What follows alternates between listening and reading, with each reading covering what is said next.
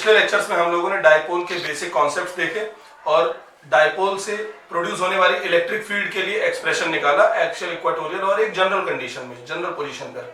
तो आज हम लोग उसी चीज को आगे बढ़ाएंगे और इलेक्ट्रिक डायपोल के कारण उसकी एक्सियल पोजीशन पर, इक्वेटोरियल पोजीशन पर और तीसरा क्या है, एक जनरल पोजीशन पर क्या करेंगे, पोटेंशियल की वैल्यू फाइंड करेंगे। तो देर न करते हुए शुरू करते हैं आज का लेक्चर।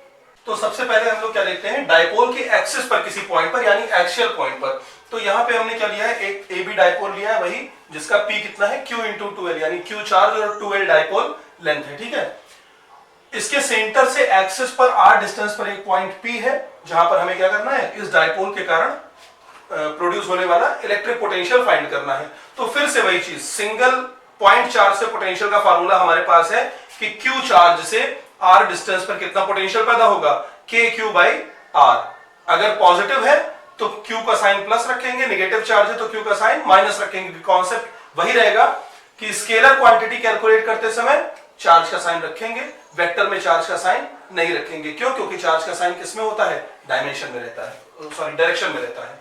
ठीक है, तो यहां पर देखते हैं, हम देखेंगे क्या कि ये माइनस क्यू चार्ज यहां कितना, सॉरी ये प्लस क्यू चार्ज कितना पोटेंशियल पैदा कर रहा है और ये माइनस क्यू चार्ज यहां पर कितना पोटेंशियल पैदा कर रहा है। दोनों पोटेंशियल का जो एल्जेब्राइक सम होगा यानी सम विद साइन, बीजगणितीय योग जो होगा, वही यहां पर नेट पोटेंशियल आ जाएगा। यहां डायरेक्शन की कोई बात नहीं आएगी। तो since potential at P due two plus Q charge, point charge के कारण पोटेंशियल का फॉर्मूला यूज होगा। तो ये चूंकि बी पॉइंट है तो यहां पर हम लोग लिख देते हैं VB। VB कितना होगा, K चार्ज पॉजिटिव है तो Q अपॉन R। अब ये दूरी R है, ये L है, तो बचा कितना हो गया, R माइनस L। ये इक्वेशन नंबर 1 हो गया। इसी तरीके से potential at P due to minus Q charge, ये है VA और ये माइनस Q, तो इक्वेशन में Q को माइनस साइन के साथ रखेंगे तो माइनस KQ अपॉन, और ये डिस्टेंस कितनी है, R यहां तक, L यहां तक, तो पूरी कितनी हो जाएगी, R plus L।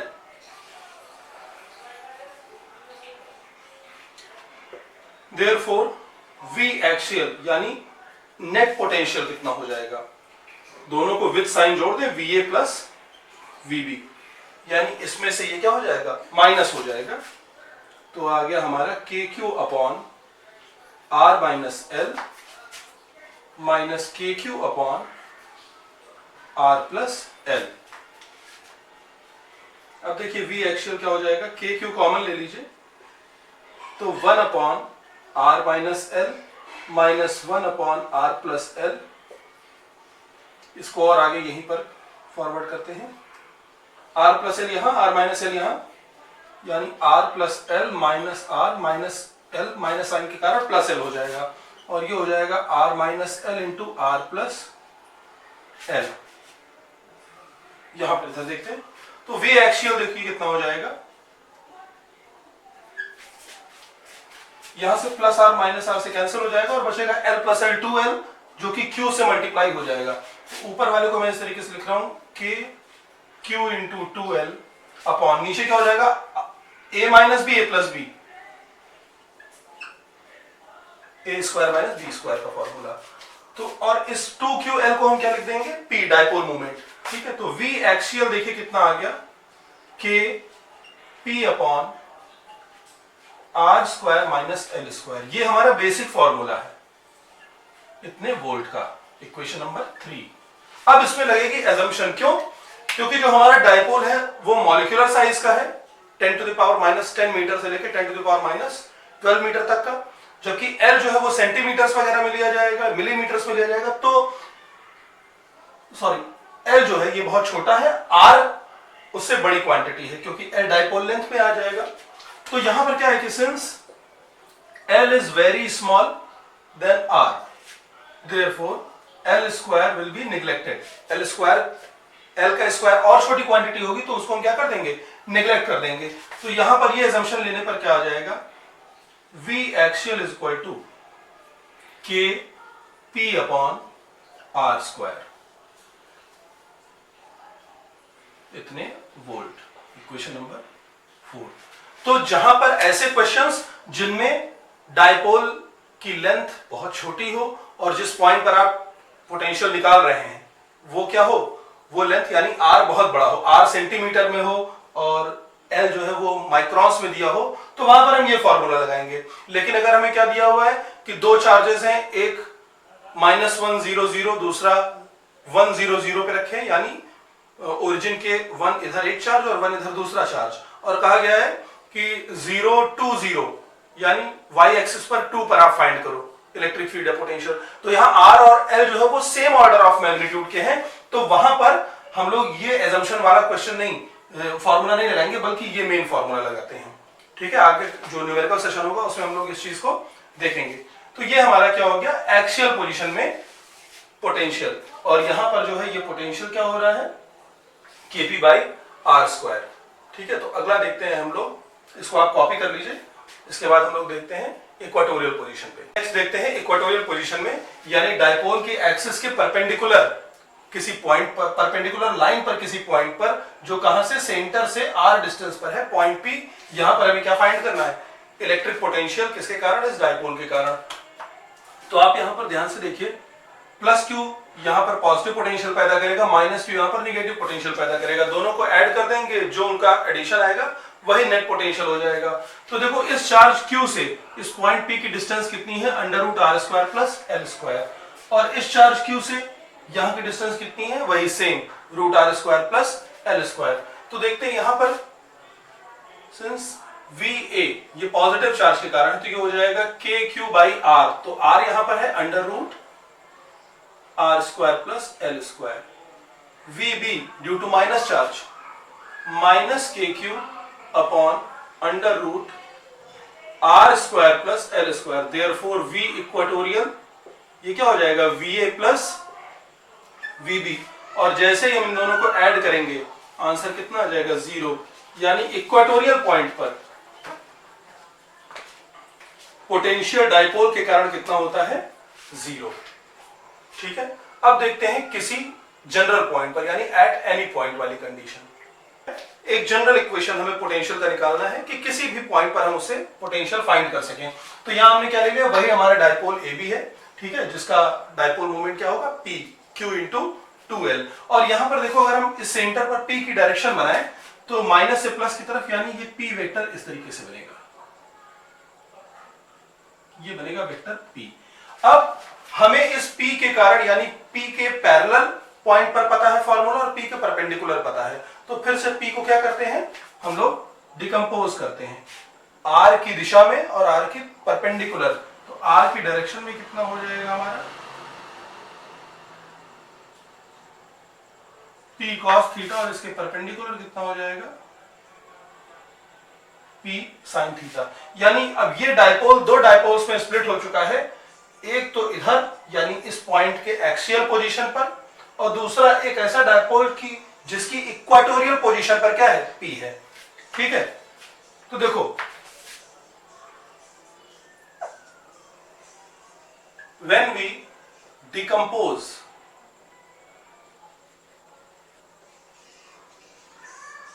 P along and perpendicular to R, dipole becomes composition of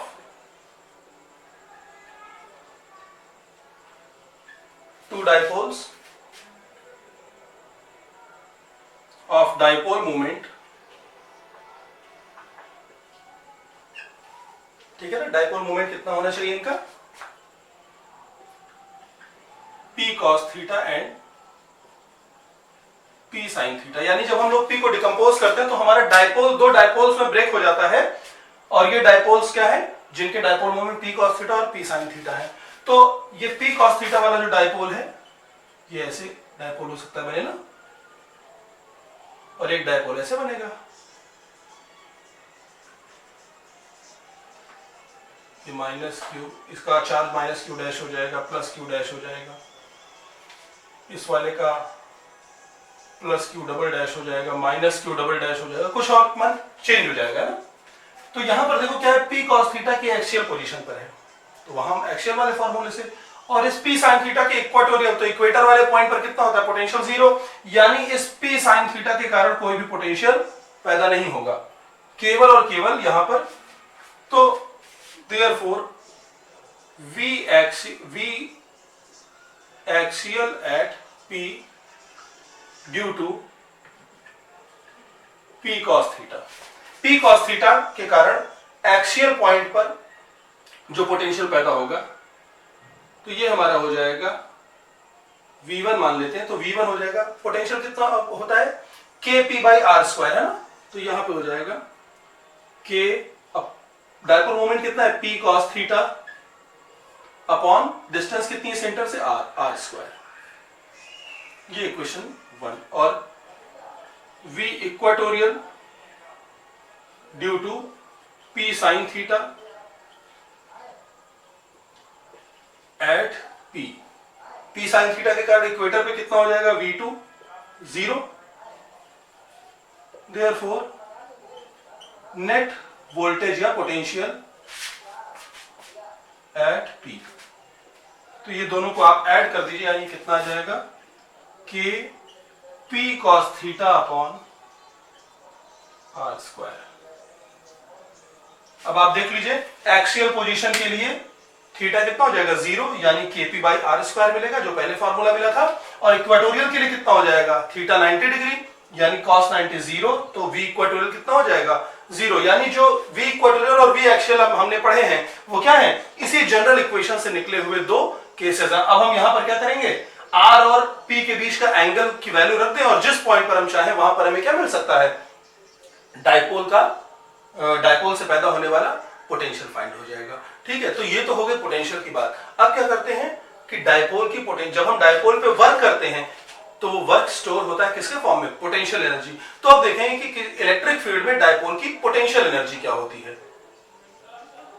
तो जैसे हम लोगों ने पहले पोटेंशियल एनर्जी पढ़ी है, वैसे ही यहां पर डायपोल की भी पोटेंशियल एनर्जी इलेक्ट्रिक फील्ड में फाइंड करनी है। तो डायपोल की पोटेंशियल एनर्जी क्या होगी, डायपोल को इनफाइनाइट से इलेक्ट्रिक फील्ड में किसी पॉइंट तक लाने में जो हम वर्क करते हैं, या फील्ड जो वर्क करती है, वो डायपोल पे स्टोर हो जाती है किसके फॉर्म में, पोटेंशियल एनर्जी के फॉर्म में। अब ये वर्क किस तरीके से किया जाए कि जो वर्क डन है, यानी loss of energy by external cause या बाय फील्ड, ये दोनों क्या होने चाहिए, मिनिमम होने चाहिए, है ना।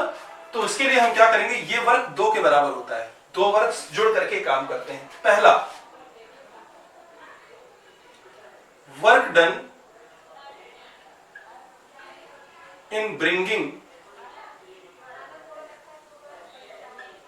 dipole in field perpendicular to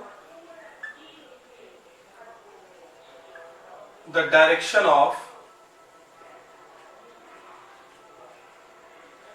field, यानी कि इस केस में क्या होगा, vector P is perpendicular to vector E। ये क्यों किया जा रहा है, देखिए, क्योंकि जैसे मान लीजिए इसको हम लोग यहां पर लेकर के आए, ये डाइपोल इस पॉइंट पर आ गया, इसको हम लोग वर्क देंगे W1, तो ये प्लस Q पर चार्ज इधर की तरफ लग रहा है, force QE, E electric field है, और इस पर किधर की तरफ लग रहा है, माइनस QE। तो देखो डाइपोल को लाने में क्या किया जा रहा है कि जहां पर भी सपोज कीजिए कि इस पॉइंट पर लेकर के आए, और ये हमारा ओरिजिन यहां कहीं है, ठीक है, यहां पर कहीं क्या है, ओरिजिन। तो परपेंडिकुलर आने में क्या होगा, इनफाइनाइट से जितना डिस्प्लेसमेंट पॉजिटिव चार्ज का है, प्लस Q का जितना डिस्प्लेसमेंट है, उतना ही डिस्प्लेसमेंट इनफाइनाइट से किसका हुआ है, माइनस Q का। तो दोनों पर फोर्स बराबर लग रहे हैं, डिस्प्लेसमेंट दोनों की बराबर है, यानी दोनों चार्जेस पर जो वर्क डन आएगा वो क्या आएगा, अमाउंट में सेम आएगा, लेकिन नेचर क्या होगा, अपोजिट होगा। क्यों, क्योंकि फील्ड जो है पॉजिटिव चार्ज को अपनी तरफ आने से रोकेगी, है ना। फील्ड क्या होगी, पॉजिटिव चार्ज को, एक चार्ज पर अट्रैक्शन लगाएगी और दूसरे चार्ज पर रिपल्शन लगाएगी। तो जिस चार्ज को फील्ड रिपेल कर रही है, ठीक है ना, पॉजिटिव पर फील्ड इधर की तरफ लगा रही है ना, यानी पॉजिटिव को रिपेल कर रही है, और नेगेटिव पर फोर्स अपनी तरफ लगा रही है, यानी नेगेटिव को फील्ड अट्रैक्ट कर रही है। यानी अब हमें क्या करना है, इस डाइपोल पे केवल पॉजिटिव चार्ज के लिए वर्क करना है। तो इनफाइनाइट से पॉजिटिव चार्ज को अंदर लाने के लिए जितना वर्क एक्सटर्नल कॉज यानी हमें करना है, उतना ही वर्क अट्रैक्शनल फोर्सेस के कारण माइनस क्यू को लाने के लिए चार्ज ये इलेक्ट्रिक फील्ड खुद कर लेगी, है ना। तो इसमें क्या होगा कि जितना वर्क इस पर पॉजिटिव होगा उतना ही वर्क इस पर नेगेटिव हो जाएगा। तो जब हम डायपोल पे टोटल वर्क देखेंगे, ठीक है, तो वो कितना हो जाएगा, सपोज कि यहां से यहां तक लाने में स्मॉल w वर्क किया गया पॉजिटिव, और इसको लाने में फील्ड कितना करेगी माइनस w, तो टोटल कितना हो जाएगा 0। तो ये w1 कितना हो जाएगा, work done by external force on plus Q charge plus work done by field on minus Q charge.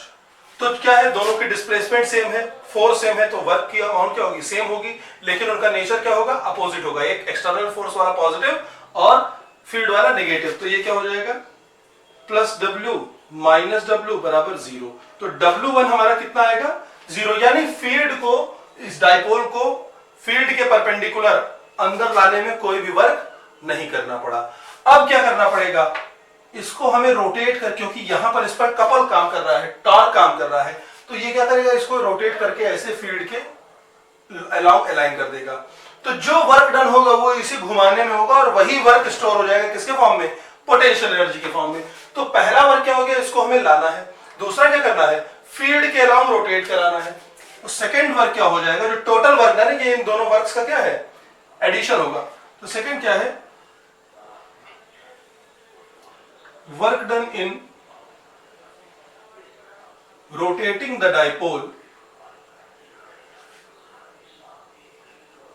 along field। तो फील्ड के along डायपोल को क्या करना है, रोटेट करना है। तो ये वर्क क्या होता है, TE cos theta initial minus cos theta final, W2। ये कितना हो जाएगा, PE cos theta initial minus cos theta final. तो cos थीटा इनिशियल कितना है, 90 डिग्री पर है, अभी लाना कितने पे है, 0 डिग्री पे।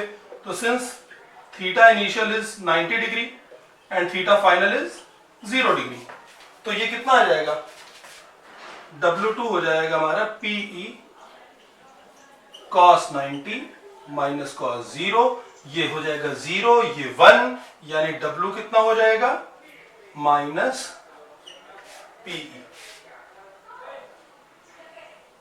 कितना हो जाएगा, माइनस PE। या सपोज कर लीजिए कि हम लोग इसको थीटा तक ही लेकर के आ रहे हैं, परपेंडिकुलर से कितने पर लेकर के आ रहे हैं, थीटा डिग्री पर। तो अगर ये थीटा फाइनल कितना हो जाए हमारा, थीटा एंगल हो जाए, तो ये कितना आ जाएगा, PE, ये तो 0 हो जाएगा, और ये क्या हो जाएगा, cos थीटा, तो आ जाएगा माइनस PE cos थीटा, ठीक है। और PE cos थीटा क्या होता है, vector P dot vector E, क्योंकि P भी वेक्टर है, E भी वेक्टर है। तो दो वेक्टर्स को कैसे मल्टीप्लाई किया गया कि स्केलर आया, डॉट प्रोडक्ट लिया गया। इसका मतलब कि, सॉरी, यहां पर अभी मैं इसको आगे लिखूंगा, W2 आ गया। देयरफॉर पोटेंशियल एनर्जी U क्या है, W1 प्लस W2, यानी 0 minus PE cos theta, theta degree पर हम लेकर के आ रहे हैं ना।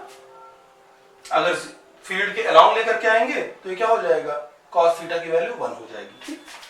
तो U बराबर हो जाएगा माइनस PE cos थीटा, ये या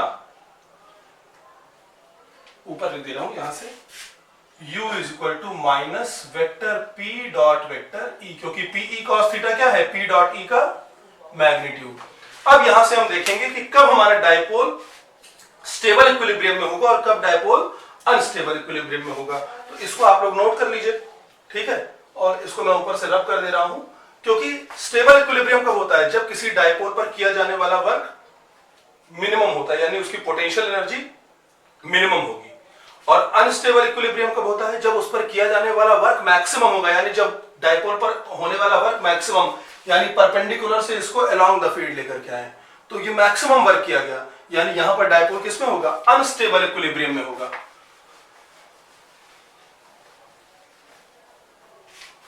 देखिए